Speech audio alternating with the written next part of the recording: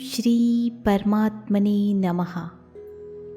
શ્રીમદ્ ભગવદ્ ગીતાના ચોથા અધ્યાયનું મહાત્મય. શ્રી ભગવાન કહે છે, હે પ્રિયા, હવે હું ચોથા અધ્યાયનું મહાત્મય જણાવું છું, સાંભળો. ભાગીરથીના તટે વારાણસી નામનું એક નગર છે. ત્યાં વિશ્વનાથજીના મંદિરમાં ભરત નામના એક યોગનિષ્ઠ મહાત્મા રહેતા હતા, જે દરરોજ આત્મચિંતનમાં તત્પર થઈને આદરપૂર્વક ગીતાના ચતુર્થ અધ્યાયનો પાઠ કર્યા કરતા હતા. એના અભ્યાસથી એમનું અંતઃકરણ નિર્મળ થઈ ગયું હતું. એ શુદ્ધ ઉષ્ણ વગેરે દ્વંદ્વોથી કદી વ્યથિત થતા ન હતા. એક સમયની વાત છે, એ તપોધન નગરના સીમાડે રહેલા દેવતાઓના દર્શન કરવાની ઈચ્છાથી ભ્રમણ કરતાં કરતાં નગરની બહાર નીકળી ગયા. ત્યાં બોરના 2 વૃક્ષ હતા. એમના મૂળિયામાં જ એ વિશ્રામ કરવા માંડ્યા.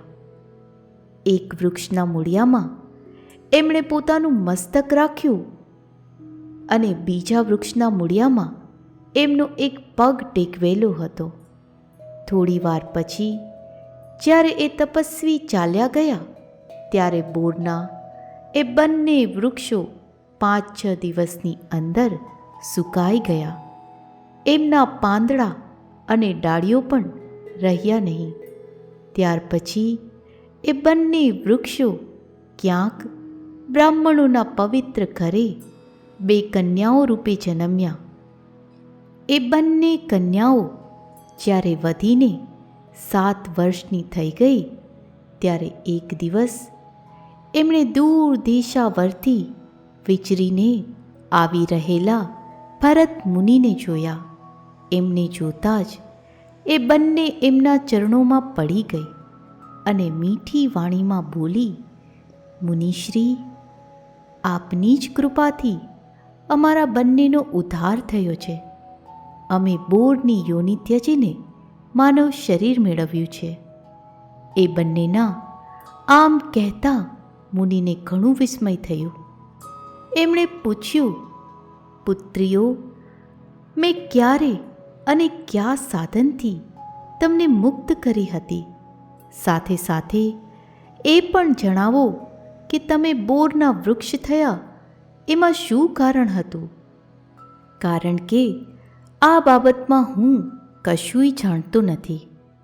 ત્યારે એ કન્યાઓ પહેલાં પોતાના બોર થઈ જવાનું કારણ જણાવતા બોલી, મુનિશ્રી, ગોદાવરી નદીના તટે છિન્નપાપ નામનું એક ઉત્તમ તીર્થ છે, જે મનુષ્યોને પુણ્ય પ્રદાન કરનારું છે. એ પાવનતાની ચરમસીમાએ પહોંચેલું છે. એ તીર્થમાં સત્યતપા નામના એક તપસ્વી ઘણી કઠોર તપસ્યા કરી રહ્યા હતા.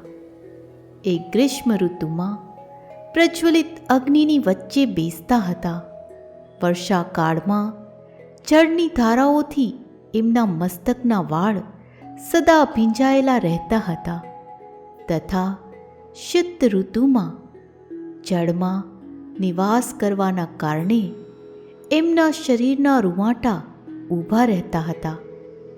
એ બહાર ભીતરથી સદા શુદ્ધ રહેતા, સમયાનુસાર તપસ્યા કરતા તથા મન અને ઇન્દ્રિયોને સંયમમાં રાખી પરમ શાંતિ પામીને આત્મામાં જ રમણ કરતા હતા.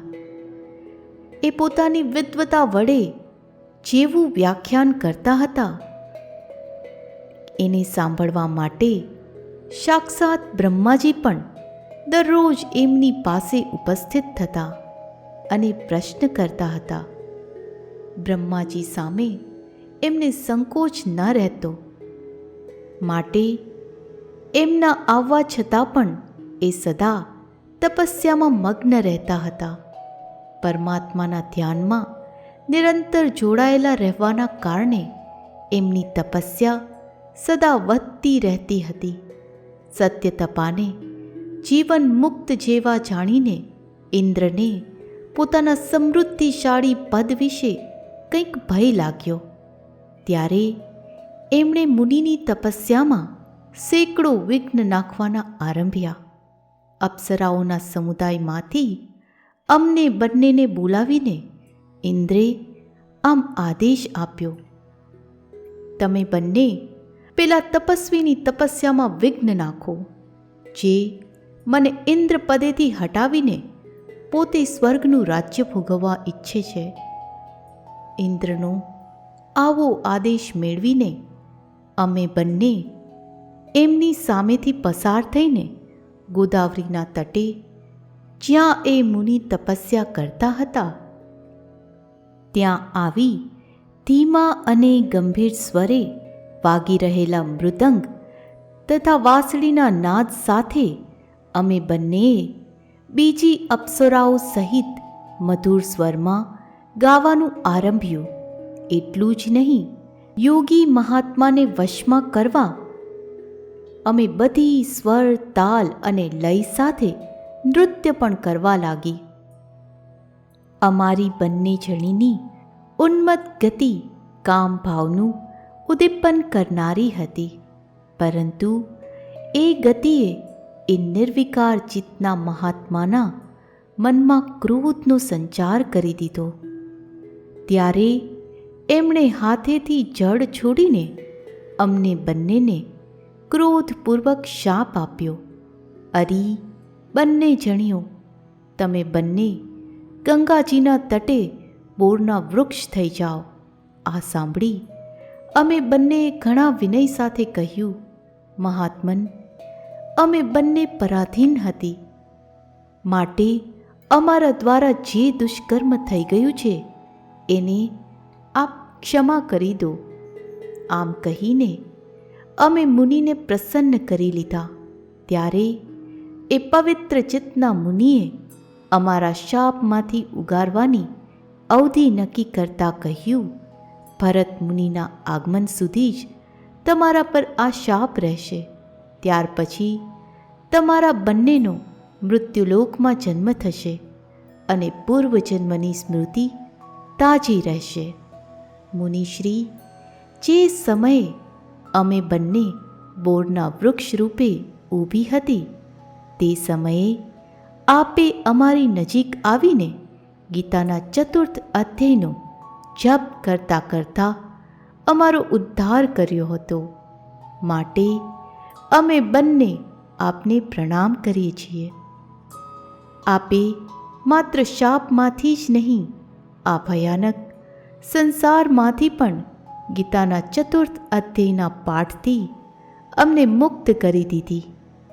શ્રી ભગવાન કહે છે, એ બંનેના આમ કહેવાથી મુનિ ઘણા પ્રસન્ન થયા અને એ બંને દ્વારા પૂજિત થઈ વિદાય લઈને જેવા આવ્યા હતા એવા જ ચાલ્યા ગયા. તથા એ કન્યાઓ પણ ઘણા આદર સાથે દરરોજ ગીતાના ચતુર્થ અધ્યાયનો પાઠ કરવા માંડી, જેથી એમનો ઉદ્ધાર થઈ ગયો. ઓમ શ્રી પરમાત્મને નમઃ. શ્રીમદ્ ભગવદ્ ગીતા ચતુર્થ અધ્યાય, જ્ઞાન કર્મ સંન્યાસ યોગ. મિત્રો, આ અધ્યાયમાં સગુણ ભગવાનનો પ્રભાવ અને કર્મયોગનો વિષય વિશે વાત કરેલ છે. યોગી મહાત્મા પુરુષોના આચરણ અને એમનો મહિમા તથા ફળ સહિત જુદા જુદા યજ્ઞોનું કથન અને જ્ઞાનનો મહિમા વર્ણવેલ છે. શ્રી ભગવાન બોલ્યા, આ અવિનાશી યોગ મેં સૂર્યને કહ્યો હતો અને સૂર્યે પોતાના પુત્ર વિવસ્વત મનુને કહ્યો અને મનુએ પોતાના પુત્ર રાજા ઈક્ષ્વાકુને કહ્યો. હે પરંપર, આમ પરંપરાથી પ્રાપ્ત આ યોગને રાજઋષિઓએ જાણ્યો પણ ત્યારબાદ તે યોગ ઘણા સમયથી આ પૃથ્વીલોકમાં લગભગ લુપ્તપ્રાય થઈ ગયો. તું મારો ભક્ત અને પ્રિય સખા છે, માટે એ જ આ પુરાતન યોગ આજે મેં તને કહ્યો છે, કેમ કે આ ઘણું ઉત્તમ રહસ્ય છે, એટલે કે ગુપ્ત રાખવા યોગ્ય વિષય છે. અર્જુન બોલ્યા, આપનો જન્મ તો અર્વાચીન હાલનો છે, જ્યારે સૂર્યનો જન્મ તો ઘણો પહેલાંનો છે, એટલે કે કલ્પનાના આરંભે થયેલો છે. તો હું એ વાત કેમ સમજું કે તમે જ કલ્પનાના આરંભે સૂર્યને આ યોગ કહ્યો હતો? શ્રી ભગવાન બોલ્યા, હે પરંતપર અર્જુન, મારા અને તારા ઘણા બધા જન્મો થઈ ચૂક્યા છે. એ બધાને તું નથી જાણતો, પણ હું જાણું છું. હું અજન્મા અને અવિનાશી સ્વરૂપ હોવા છતાં, તેમજ બધાય પ્રાણીઓનો ઈશ્વર હોવા છતાંય પોતાની પ્રકૃતિને આધીન કરીને પોતાના યોગ માયાથી પ્રગટ થાઉં છું. હે ભારત, જ્યારે જ્યારે ધર્મની હાનિ અને અધર્મની વૃદ્ધિ થાય છે, ત્યારે ત્યારે હું પોતાના રૂપને સર્જું છું, એટલે કે સાકાર રૂપે લોકો સમક્ષ પ્રગટ થાઉં છું. સાધુ પુરુષોનો ઉદ્ધાર કરવા માટે, પાપ કર્મ કરનારાઓનો વિનાશ કરવા માટે અને ધર્મની સમ્યક રીતે સ્થાપના કરવા માટે હું યુગે યુગે પ્રગટ થાઉં છું. હે અર્જુન, મારા જન્મ અને કર્મ દિવ્ય અર્થાત નિર્મળ અને અલૌકિક છે. એમ જે માણસ તત્વથી જાણી લે છે, તે દેહ છોડીને પુનઃ જન્મ પ્રાપ્ત નથી કરતો, પણ મને જ પ્રાપ્ત કરે છે. જેમના રાગ, ભય તથા ક્રોધ સંપૂર્ણપણે નાશ પામી ચૂક્યા હતા, તેમજ જેઓ મારામાં અનન્ય પ્રેમ ભાવે સ્થિત રહેતા હતા, એવા મારે આશ્રય રહેનારા ઘણાય ભક્તો આ પહેલાં પણ ઉપર કહેલા જ્ઞાનરૂપી તપ વડે પવિત્ર થઈને મારા સ્વરૂપને પામી ચૂક્યા છે. હે પાર્થ, જે ભક્તો મને જેવા ભાવથી ભજે છે, હું પણ તેમને તેવા જ ભાવથી ભજું છું, કેમ કે સૌ મનુષ્યો સર્વ રીતે મારા જ માર્ગને અનુસરે છે. આ મનુષ્ય લોકમાં કર્મોના ફળને ઈચ્છનારા માણસો દેવતાઓનું પૂજન કરતા રહે છે, કેમ કે એમને કર્મોથી ઉત્પન્ન થનારી સિદ્ધિ સત્વરે મળી જાય છે. બ્રાહ્મણ, ક્ષત્રિય, વૈશ્ય અને શુદ્ર આ 4 વર્ણોનો સમૂહ ગુણ અને કર્મોના વિભાગ પ્રમાણે મારા દ્વારા સર્જાયેલો છે. આ પ્રમાણે એ સૃષ્ટિ રચના વગેરે કર્મોનો કરતા હોવા છતાં પણ મુજ અવિનાશી પરમેશ્વરને તું વાસ્તવમાં અકર્તા જ જાણ. કર્મોના ફળમાં મારી સ્પૃહા નથી, માટે મને કર્મો લિપ્ત નથી કરતા. આ પ્રમાણે જે મને તત્વથી જાણી લે છે, તે પણ કર્મોથી નથી બંધાતો. પૂર્વકાળના મુમુક્ષુઓએ પણ આ પ્રમાણે જાણીને જ કર્મો કર્યા છે, માટે તું પણ પૂર્વજો વડે સદાકાળથી આચરવામાં આવેલા કર્મોને જ કર. કર્મ શું છે અને અકર્મ શું છે એનો નિર્ણય કરવામાં બુદ્ધિશાળી પુરુષો પણ મોહિત થઈ જાય છે. માટે તે કર્મ તત્વ હું તને સમ્યક રીતે સમજાવીને કહું છું, જેને જાણીને તું અશુભથી એટલે કે કર્મ બંધનમાંથી મુક્ત થઈ જઈશ. કર્મનું સ્વરૂપ પણ જાણવું જોઈએ અને અકર્મનું સ્વરૂપ પણ જાણવું જોઈએ. તેમજ વિકર્મનું સ્વરૂપ પણ જાણવું જોઈએ, કેમ કે કર્મની ગતિ અતિ ગહન છે. જે માણસ કર્મમાં અકર્મને જુએ છે અને જે અકર્મમાં કર્મ જુએ છે એ માણસ સઘળા માણસોમાં બુદ્ધિશાળી છે. તેમજ એ યોગી સમસ્ત કર્મ કરનારો છે, જેના સર્વ શાસ્ત્ર સંમત કર્મો કામના કે સંકલ્પ વિના થાય છે, તથા જેના બધાય કર્મો જ્ઞાનરૂપી અગ્નિ વડે બળી ગયા છે. એ મહાપુરુષને જ્ઞાનીજનો પણ પંડિત કહે છે. જે માણસ સર્વ કર્મો પ્રત્યેની તેમજ એમના ફળ પ્રત્યેની આસક્તિને બધી રીતે ત્યાગીને સંસારના આશ્રયથી રહિત થઈ ગયો છે તથા પરમાત્મામાં સદાય તૃપ્ત છે, એ કર્મોમાં યોગ્ય રીતે વર્તતો હોવા છતાં પણ વાસ્તવમાં કંઈ જ નથી કરતો. જેને કશાયની ખેવના નથી, અંતઃકરણ અને ઇન્દ્રિયો સહિત જેણે શરીર જીત્યું છે, તેમજ સઘળી ભોગોની સામગ્રીઓને જેણે પરિત્યાગ કરી દીધો છે, એવો સાંખ્ય યોગી કેવળ શરીર સંબંધી કર્મ કરતો હોવા છતાં પણ પાપને નથી પામતો. ઈચ્છા વિના આપ મેળે મળેલા પદાર્થમાં જે સદાય સંતુષ્ટ રહે છે, અદેખાઈનો જેનામાં સર્વ રીતે અભાવ થઈ ગયો છે, હરખ શોક વગેરે દ્વંદ્વોથી જે સંપૂર્ણપણે અતીત થઈ ગયો છે, એવું સિદ્ધિ તથા અસિદ્ધિમાં સમ રહેનાર કર્મયોગી કર્મ કરતો હોવા છતાં પણ કર્મોથી નથી બંધાતો. જેની આસક્તિ સર્વથા નાશ પામી ચૂકી છે, જે દેહાભિમાન તથા મમત્વ વિનાનો થઈ ચૂક્યો છે, જેનું ચિત્ત નિરંતર પરમાત્માના જ્ઞાનમાં સ્થિત રહે છે, એવા કેવળ યજ્ઞ સંપાદનને અર્થે કામ કરનાર મનુષ્યના સમસ્ત કર્મો પણ પૂર્ણ રીતે વિલીન થઈ જાય છે.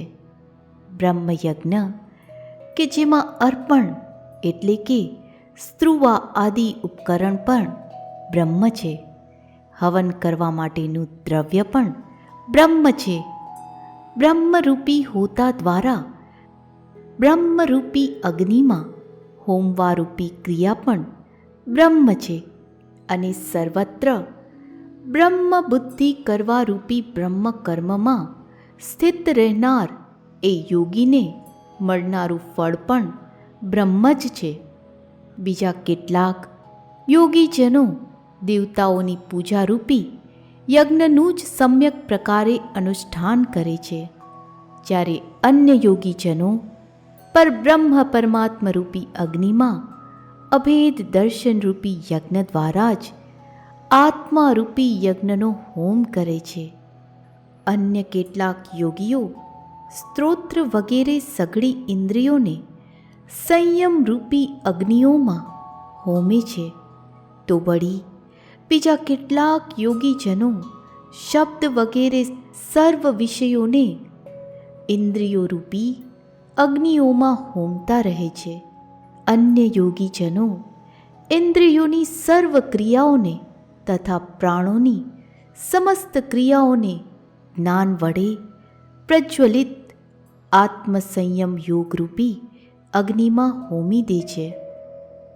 પરબ્રહ્મ પરમાત્મામાં જ્ઞાન દ્વારા એકાત્મ ભાવે સ્થિત થવું એને જ બ્રહ્મરૂપી અગ્નિમાં યજ્ઞ દ્વારા યજ્ઞનો હોમ કરવો કહેવાય છે. સચ્ચિદાનંદ ઘન પરમાત્મા સિવાય અન્ય કોઈનું ચિંતન ના કરવું એ જ એ તમામને હોમી દેવા કહેવાય છે. અન્ય કેટલાક માણસો દ્રવ્ય સંબંધી યજ્ઞ કરનારા છે, કેટલાક તપરૂપી યજ્ઞ કરનારા છે, અને બીજા કેટલાક પુરુષો અષ્ટાંગ યોગરૂપી યજ્ઞ કરનારા છે, અને વળી કેટલાક અહિંસા આદિ લોકોત્તર વ્રતો પાડનારા પ્રયત્નશીલ માણસો સ્વાધ્યાયરૂપી જ્ઞાન યજ્ઞ કરનારા છે. અને બીજા કેટલાય યોગીજનો અપાન વાયુમાં પ્રાણવાયુને હોમે છે, તેમજ અન્ય યોગીજનો પ્રાણવાયુમાં અપાન વાયુને હોમે છે. તો અન્ય કેટલાક નિયમ પ્રમાણે આહાર કરનારા પ્રાણાયામ પરાયણ માણસો પ્રાણ અને અપાનની ગતિને રોકીને પ્રાણોમાં જ હોમે છે. આ સઘળાય સાધકો યજ્ઞો દ્વારા પાપોનો નાશ કરનારા તેમજ યજ્ઞોને જાણનારા છે. હે કુરુશ્રેષ્ઠ, યજ્ઞમાંથી બચેલા અમૃતનો અનુભવ કરનારા યોગીજનો સનાતન પરબ્રહ્મ પરમાત્માને પામે છે. જ્યારે યજ્ઞ ન કરનાર માણસ માટે તો આ મનુષ્ય લોક પણ સુખદાયક નથી, તો પરલોક ક્યાંથી સુખદાયક હોય? આવા બીજા પણ અનેક જાતના યજ્ઞો વેદની વાણીમાં વિસ્તારથી કહેવાયેલા છે. એ સર્વને તું મન, ઇન્દ્રિયો અને શરીરની ક્રિયાઓ દ્વારા સંપન્ન થનારા જાણ.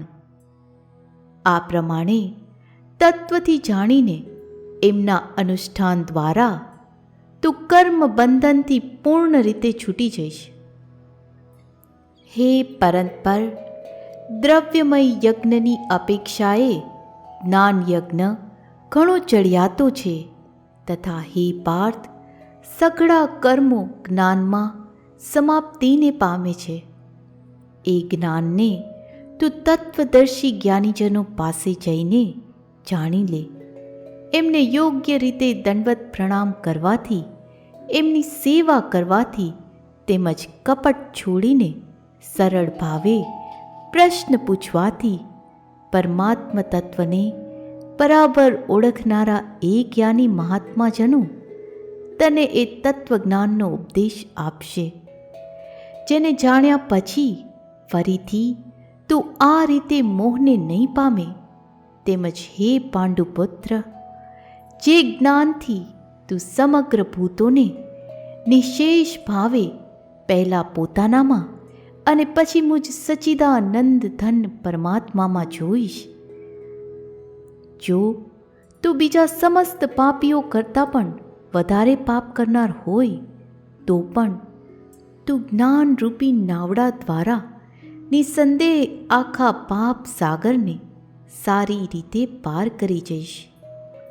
કેમ કે હે અર્જુન, જે રીતે ભડભડતો અગ્નિ ઘણા બધા ઈંધણોને ભસ્મીભૂત કરી નાખે છે, તે જ રીતે જ્ઞાનરૂપી અગ્નિ સમસ્ત કર્મોને ભસ્મીભૂત કરી નાખે છે. માટે આ સંસારમાં જ્ઞાનના જેવું પવિત્ર કરનારું નિસંદેહ બીજું કશું જ નથી. એ જ્ઞાનને ઘણા સમય સુધી કર્મયોગના આચરણ દ્વારા શુદ્ધ અંતઃકરણ થયેલો માણસ આપમેળે જ આત્મામાં પામે છે. જીતેન્દ્રિય, સાધન પરાયણ અને શ્રદ્ધાવાન માણસ જ્ઞાનને પામી જાય છે અને જ્ઞાનને પામીને એ વિના વિલંબે તત્કાળ જ ભગવાન પ્રાપ્તિરૂપી પરમ શાંતિને પ્રાપ્ત થઈ જાય છે. પરંતુ વિવેકહીન, અશ્રદ્ધાળુ તેમજ સંશયગ્રસ્ત માણસ પરમાર્થથી નિશ્ચિતપણે ભ્રષ્ટ થઈ જાય છે. આવા સંશયગ્રસ્ત મનુષ્ય માટે ન આ લોક છે, ન તો પરલોક, કે ન તો સુખ.